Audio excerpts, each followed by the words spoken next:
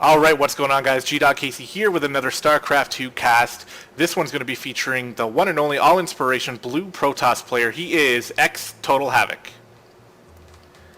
And his ladder opponent for this game is going to be the red Zerg player in the bottom right corner of Coda LE. He is AMB. Or AMB. To be honest, I don't know what I'm going to call him during this cast. Probably AMB. But we'll see. I'm sure I'll say AMB once or twice. This is a gold league matchup here on the ladder. Going to be a Protoss versus Zerg. So we're going to get a nice look at kind of what the meta is. This replay was sent to me, or sent to the team, about a month ago-ish, so meta may have changed since then. But we'll see. Gold League stuff is always fun to watch because you get a look at some really fun styles, I think. We'll see. You can get a lot of cheesy play in the Gold League because that's when players start to learn how to actually execute builds, and a lot of players will sort of latch on to a cheese build that has good results in the Gold League. So struggling your way through that league can be quite a chore, but you definitely get good at learning how to defend cheeses. This is a early, around 9-ish probe scout here coming out of xTotalHavok. It's going to allow him to get a good scout off early on, make sure there's no early pool shenanigans, and as we can see, he hasn't seen anything like that. In fact, it looks like this Zerg player is going to be looking to go drop a hatchery on the low ground.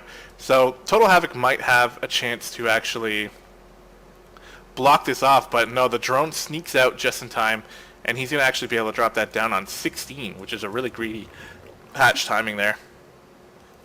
On the back end, it looks like TotalHavok is planning a Nexus first. Here, the probe moving down, going to be placing down that Nexus first. So I like this play because he's got a probe on the other side. He can see what his Zerg player is doing and realizes, okay, I'm actually totally safe to drop down a Nexus first. So indeed, that is what we see here. And what's interesting is, what is he going to make next? Is it going to be a gateway or a forge? Because the gateway is even more greedy. And if it is a gateway, he could find himself in some possible trouble if AMB wanted to punish this greedy play. But no, it's going to be a forge, so TotalHavok keeping things safe. Probe is still moving around here, checking for a third base. Didn't see it, but he does spot the drone going over here. And if the drone drops his third base, oh, it's actually going to be blocked. Is TotalHavok going to drop down a pylon here? He is. And that's really frustrating for the Zerg player, whose plan was to take a very fast third base. Luckily, his pool and other hatchery are already on the way, so it's not going to hurt all too much. But yeah, it's annoying. Is TotalHavok going to let this finish too? That's the question. And it does indeed finish. So that means AMB is going to have to get a couple Zerglings out to deal with that pylon. He really doesn't want to have a drone chipping away at it for so long. But he does decide to get the gas, so looks like he's going to get some Zergling speed, try to put on a little bit of pressure, but with this cannon here, this is why the Forge is a good, safe idea, because now that the cannon's here, and eventually there will be a Zealot walling off this area, TotalHavok is going to feel pretty safe. Needs to get back into probe production, though, here, so we can start probing up his Nexus. And, oh wow, okay. So he's actually dropping a cannon, and he's walling it off in here with pylons. This is a incredibly large investment just to try to deny the third base. I mean, he's even got a pylon over here too, so he really doesn't want the Zerg player to take a third base. This is pretty funny. It's like a dedicated strategy here from TotalHavok, trying to just deny the Zerg player his third base. And what that means is it may force AMB to feel like he has to sort of all in order to respond, like just hit him with a big 2-base push. And we might see that. We are over 100 gas mined, and AMB has not decided to get the Zergling speed yet. This Overlord's got to be careful. This is like the worst thing in the world, losing an Overlord to a random cannon. But now he knows what's going on over there. And TotalHavok following up with his Cybercore. The thing is, with the investment that he put into all these pylons and cannons, luckily no extra cannons here. So actually, if AMB really wanted to take a third base, he could eventually just move up here. But this is a large investment, and a nice strong counterattack off of like Zergling speed and Banelings and that type of thing can actually do a lot of damage to this. Accidentally canceling the lair there, that's a bit of a shame for AMB. But you can see, like, if you can hit with a Baneling bust in about 1 or 2 minutes, there's really not going to be much here to stop you. I love the extra cannon from TotalHavok because he feels like he's going to need the extra defense. I think he senses something coming. But AMB is actually just droning up. He's happy to drone up on 2 bases. These Lings are going to pop up the ramp here. They're going to all sacrifice themselves to the Zealot and Cannons. And I'm not sure if he actually got vision of that. He did, but he would have had to click on it. So hopefully AMB did click on that Robo Facility and he knows what's coming up. He does drop a Roach Warren and 2 Evolution Chambers up here on the high ground, which against a Protoss player, I'm actually okay with this because you would think walling off with them is a smart idea, but those just serve as extra force fields for the Protoss player. So I kind of like that they're up and out of the way. Oh, we have a drone here that was blocked from another pylon dropped by this nasty little probe here. It is going to get thrown down, though, almost instantly, so not the worst thing happening to AMB here. But TotalHavok is just being reckless with these probes. He's got a bit of a probe clog up over here trying to get out here on the map. But we do see the 3rd base go down for AMB, so he's actually only got halfway on his lair right now. He's getting +1/+1 for the Roaches, and he's about fully saturated on 2 bases, getting his gas in the main as well. So looking like he's going to be moving into a sort of Roach defense to defend his 3rd base. This probe here is trying to be even more nasty. This is so annoying as a Zerg player, and it's outside of the Overlord's view. So if he can get this pylon finished before the hatchery and drop another cannon there, that's going to be so frustrating. We'll have to check back on that. Meanwhile, Immortal's coming out here for TotalHavok. Has he gotten any upgrades? No, actually neither player has finished any upgrades yet. In fact, Warp Gate has only just started only a little while ago.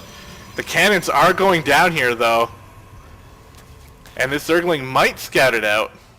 Oh man, this 3rd base is not going to be able to go up.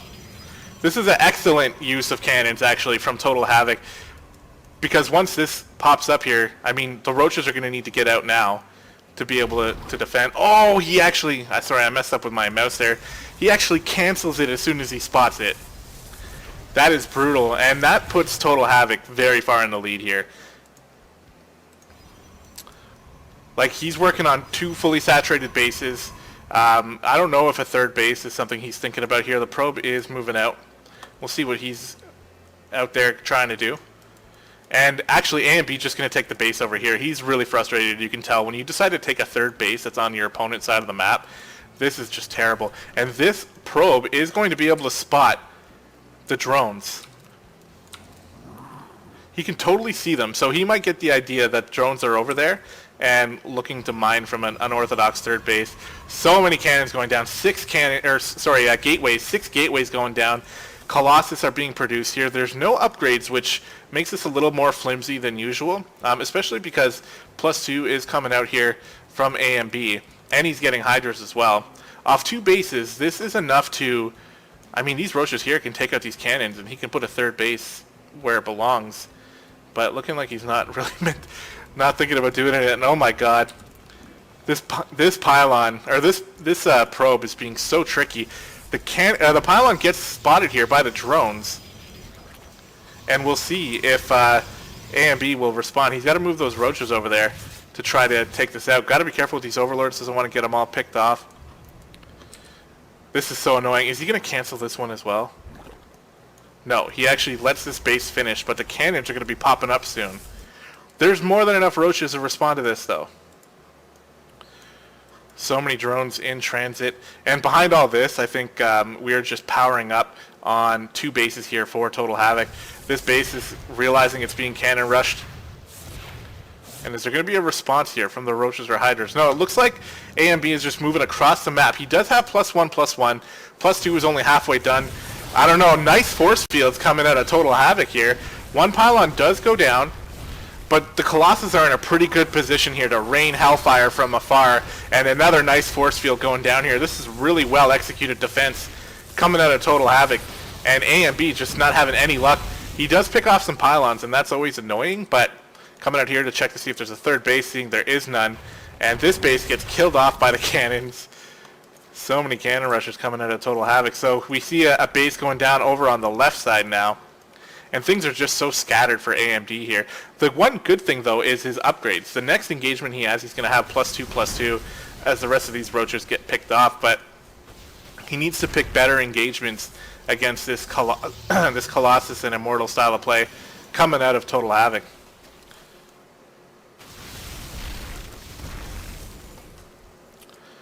Looks like he's getting a lot of hydras out. He's continuing to make drones as well to send them over here to this attempt at a third base. And as time goes on, we're going to start to get mined out of our main and of our natural, and money is going to become a lot more of an issue.